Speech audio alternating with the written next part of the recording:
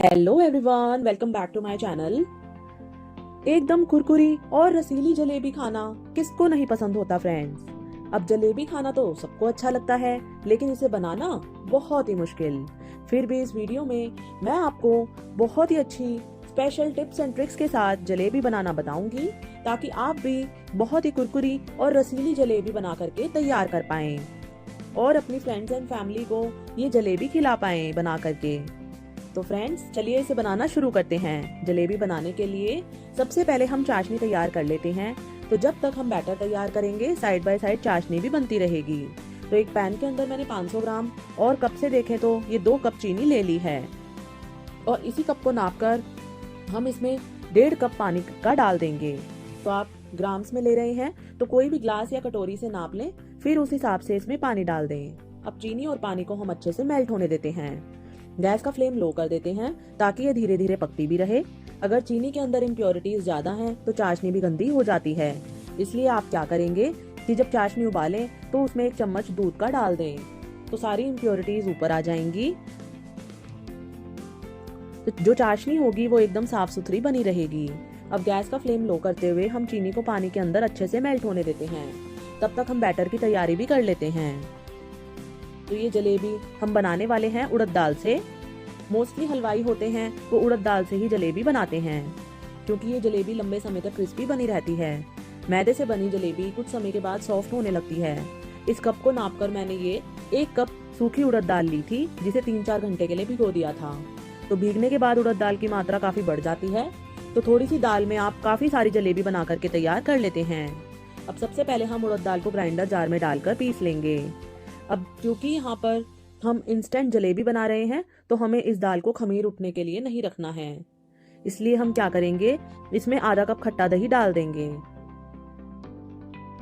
तो दही डालने की से इसमें जो खमीर उठने के बाद हल्का खट्टापन आता है जलेबी में, वो भी आ जाएगा।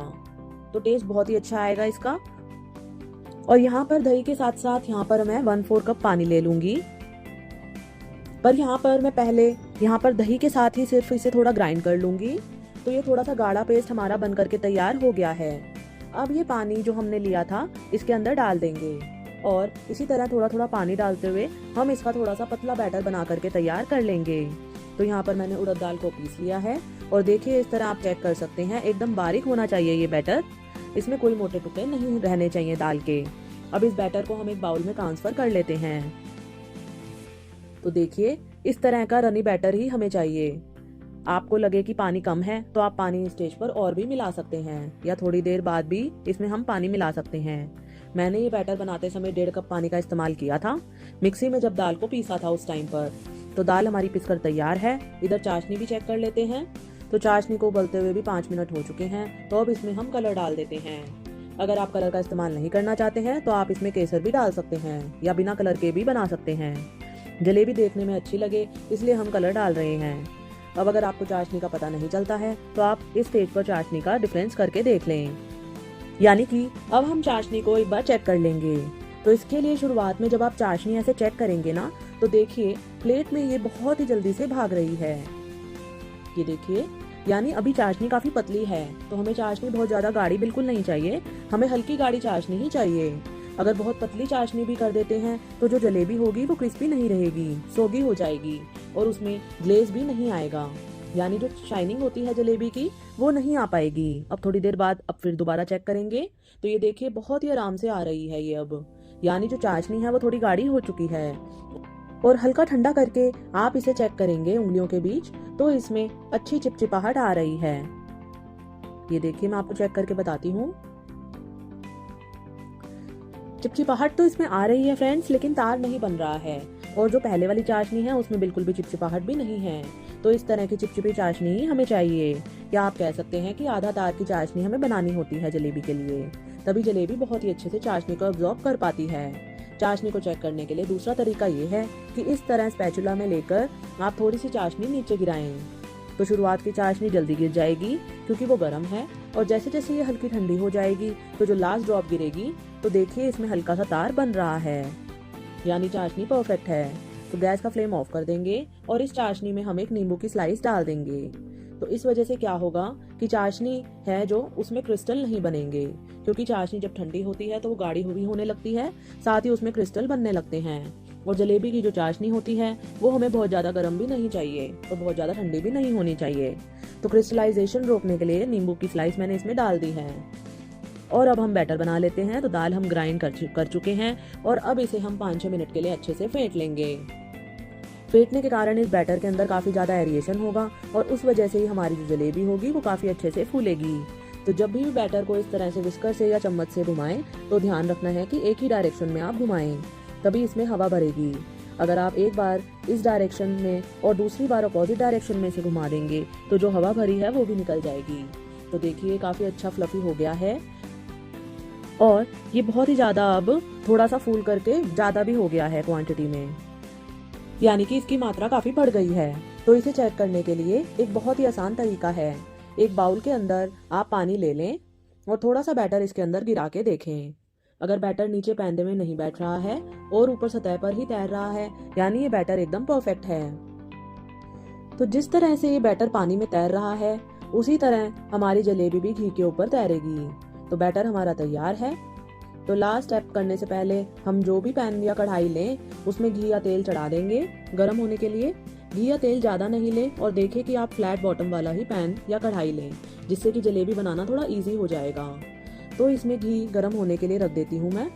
तो घी गर्म हो रहा है, तब तक हम क्या करते हैं इस बैटर के अंदर, क्योंकि हम ये इंस्टेंट बना रहे हैं जलेबी, तो आधा छोटा चम्मच डालेंगे बेकिंग पाउडर। ये देखिए मैं आधा छोटा चम्मच इसमें बेकिंग पाउडर डाल देती हूँ और चुटकी भर यहाँ पर मैं फूड कलर भी डाल दूंगी। तो फूड कलर से क्या होगा कि जो जलेबी होगी वो देखने में बहुत ही ज्यादा सुंदर लगेगी, लेकिन ये टोटली ऑप्शनल है। और अगर कलर डालने का दूसरा रीजन इसके अंदर ये भी है कि क्योंकि हमने इसके अंदर बेकिंग पाउडर मिलाया है तो वो अच्छे से मिला है कि नहीं, ये भी इस कलर से हमें पता चल जाएगा। अगर ये कलर इसमें अच्छे से मिक्स हो गया है, यानी बेकिंग पाउडर भी काफी अच्छे से इसके अंदर मिक्स हो गया है। अगर आप बेकिंग पाउडर नहीं डालना चाहते हैं तो इस बैटर को आप ऐसे ही ढककर रख दें 12 से 13 घंटे के लिए। धूप में ये जल्दी फर्मेंट हो जाता है और अगर रूम टेम्परेचर पर रखते हैं तो आपको थोड़ा सा समय ज़्यादा लगेगा। तो उस वजह से आपको कोई भी बेकिंग पाउडर वगैरह नहीं डालना पड़ता है। अगर आप उड़द दाल से ये जलेबी नहीं बनाना चाहते हैं तो इसी तरीके से आप मैदे से भी बना सकते हैं। बस उसके लिए आपको उड़द दाल नहीं चाहिए, या फिर आप आधा मैदा या आधा उड़द दाल भी जलेबी के लिए ले सकते हैं। बैटर हमारा तैयार है और ये देखिए इसकी कंसिस्टेंसी वो एकदम परफेक्ट है। इस तरह की फ्लोइंग कंसिस्टेंसी ही हमें चाहिए। अब जलेबी बनाने के लिए मैं यहाँ पर ये सॉस की बोतल ले लूंगी। ये देखिए बहुत ही इजीली मिल जाती है, नहीं तो कोई भी थैली वगैरह आप ले सकते हैं, उसका कोन बनाकर जलेबी बना सकते हैं। या कोई भी खाली बोतल ले लें और उसके ढक्कन के ऊपर भी आप गोल छेद कर जलेबी बना सकते हैं। तो इस बोतल को हमने भर लिया है बैटर से और अब इसका ढक्कन बंद कर देते हैं और इधर हमारी ये बोतल भी तैयार है जलेबी बनाने के लिए। तो सबसे पहले हम टेम्परेचर चेक करेंगे। तो आप देख सकते हैं जैसे ही हमने बैटर गिराया ये नीचे पैंदे में नहीं बैठ रहा है, बल्कि फूलकर ऊपर आ गया है। तो घी हमारा अच्छा गर्म हो गया है। तो अब गैस का फ्लेम मीडियम रखते हुए हम जलेबी बनाएंगे। लेकिन जलेबी बनाने से पहले चाशनी को जरूर चेक कर लें। तो ये जो नींबू की स्लाइस है इसे हम हटा देते हैं और चाशनी को चेक करने के लिए यहाँ पर आप ये जो छोटी उंगली होती है ना, उसको आप ऐसे डबोकर देखें। अगर आप कुछ देर के लिए इसे इस चाशनी के अंदर ही डुबोकर रख सकते हैं तो चाशनी एकदम परफेक्ट है। चाशनी हमें बहुत ज्यादा गर्म नहीं चाहिए और बहुत ज्यादा ठंडी भी नहीं चाहिए, एकदम हल्की गर्म चाशनी हमें चाहिए, तभी जलेबी चाशनी को अच्छे से अब्सॉर्ब कर पाएगी। तो चाशनी भी हमारी एकदम परफेक्ट है और इधर घी का टेम्परेचर भी एकदम परफेक्ट है। तो बस देर किस बात की, अब जलेबियां हम बना ही लेते हैं। तो जब भी जलेबी बनाएं तो इसका जो लास्ट कॉर्नर हो वो जलेबी के ऊपर ही चिपका दें। तो इससे क्या होगा कि जलेबी आपकी खुलेगी नहीं। तो देखिए कैसे जो लास्ट कॉर्नर है वो लेकर मैं सेंटर में आ रही हूँ। तो जलेबियाँ इससे बिल्कुल भी नहीं खुलती हैं और अच्छी शेप आती है इनकी। जलेबी को उलटते पलटते हुए हम अच्छा क्रिस्पी होने तक फ्राई कर लेंगे। तो देखिए काफ़ी अच्छे से क्रिस्पी हो रही हैं। जब ये क्रिस्पी हो जाती हैं तो हल्की भी हो जाती हैं और साथ ही इनके जो झाग होते हैं वो बनना कम हो जाते हैं। तो जैसे ही जलेबी पैन में से निकालें तुरंत ही चाशनी के अंदर डिप कर दें। तो ऐसे ही हम सारी जलेबियां बना करके तैयार कर लेंगे। आपसे जितनी जलेबियां हैंडल हो पाए उतनी ही जलेबी आप बनाएं, क्योंकि अगर एक बना रहे हैं और दूसरी बनाने के चक्कर में पहली बिगड़ गई तो ज़्यादा प्रॉब्लम हो जाएगी। इससे अच्छा है कि आप एक तो बनाएं, उसे पलट दें, दूसरी को चाशनी में डिप कर दें, दूसरी बनाएं और जब दूसरी बन रही है तो साइड में ये तीसरी बना लें। तो उधर एक तरफ हमारी एक जलेबी तो चाशनी में सोख होती रहेगी, एक फ्राई होती रहेगी और हम एक ऐसे बनाते रहेंगे। तो इससे हमारी एक भी जलेबी खराब नहीं होगी। हलवाई तो रोज रोज जलेबी बनाते ही रहते हैं, उन्हें काफी अच्छी प्रैक्टिस होती है एकदम गोल गोल जलेबियां बनाने की। हमसे उतनी अच्छी तो नहीं बन पाएगी, लेकिन टेस्ट अच्छा जरूर होना चाहिए जलेबी का, चाहे शेप कैसी भी हो। तो देखिए मैं एक साथ थोड़ी जलेबी और बनाकर आपको दिखाती हूँ। तो बस इसमें क्या होता है कि जलेबियाँ इधर उधर तैर कर एक दूसरे के ऊपर आ जाती हैं, तो कई बार वो चिपक भी जाती हैं और फिर दूसरी जलेबी जो होती है उसकी शेप भी खराब हो जाती है। इसलिए मैं कह रही थी आप एक एक करके इस प्रोसेस से बनाएंगे तो बहुत ही आसानी से जलेबी बन पाएगी। इन जलेबियों को देखकर आप अंदाजा लगा सकते हैं कि अंदर से कितनी खोखली हैं और ये एकदम ट्रांसपेरेंट हैं। अगर जलेबी का बैटर एकदम परफेक्ट होता है तो उससे क्या होगा कि जो जलेबी की लेयर होगी वो काफ़ी पतली होगी, तो बहुत ही आसानी से वो क्रिस्पी भी हो जाएगी और चाशनी को अब्जॉर्ब कर पाएगी।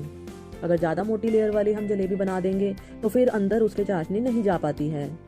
तो ये देखिए बहुत ही सुंदर सुंदर जलेबियाँ हमारी बनकर के तैयार हैं।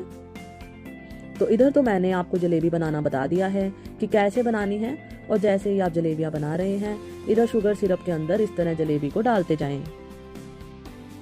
उन्हें थोड़ा प्रेस भी कर दें इसमें डालने के बाद, ताकि वो चाशनी को अच्छे से अब्जॉर्ब कर ले। तो देखिए एक जलेबी मैंने पहले डिप कर दी थी और इतने में दूसरी जलेबी बनकर तैयार हो गई है। तो इस पहली वाली जलेबी को हम निकाल देंगे। तो 30 से 40 सेकंड में ये काफ़ी अच्छे से शुगर सिरप को अपने अंदर अब्जॉर्ब कर लेती है। तो साथ में ही मैं दोनों प्रोसेस तो आपको नहीं दिखा पाई, क्योंकि जलेबी को फटाफट से ही पैन में से निकाल कर आपको चाशनी में डालना होता है।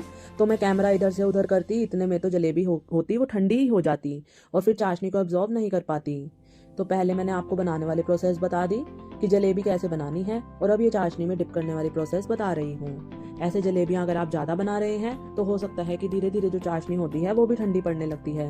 तो अगर आप बीच में चेक कर लेंगे तो बहुत ही अच्छा होगा। इससे क्या होगा कि जो जलेबियाँ काफ़ी अच्छे से बन पाएंगी। अब मेरी ये 2 लास्ट जलेबी हैं, इनको भी मैं अच्छे से चाशनी में डिप करके अच्छे से जब ये अब्जॉर्ब कर लेगी चाशनी को तो इसमें से निकाल दूंगी। अब ये मैं एक जलेबी आपको यहाँ पर तोड़ करके दिखाती हूँ। ये देखिए मैंने छोटा सा ही टुकड़ा इसमें से तोड़ा है और कितनी ज़्यादा रसीली और कुरकुरी जलेबी बन करके तैयार हुई है। ये देखिए चाशनी मेरे हाथ पर कितनी बढ़िया कितनी मस्त जलेबी बनी है फ्रेंड्स। तो आप भी ये जलेबी जरूर से ट्राई करें और मुझे कमेंट्स में ज़रूर बताएं कि कैसी आपकी जलेबी बनी। और अगर मेरी वीडियोस आपको पसंद आती हैं फ्रेंड्स तो मेरी वीडियो को लाइक करें, मेरे चैनल को सब्सक्राइब करना ना भूलें फ्रेंड्स। मैं आपको मिलती हूँ अगली वीडियो में एक बहुत ही मज़ेदार रेसिपी के साथ। तब तक के लिए बाय बाय।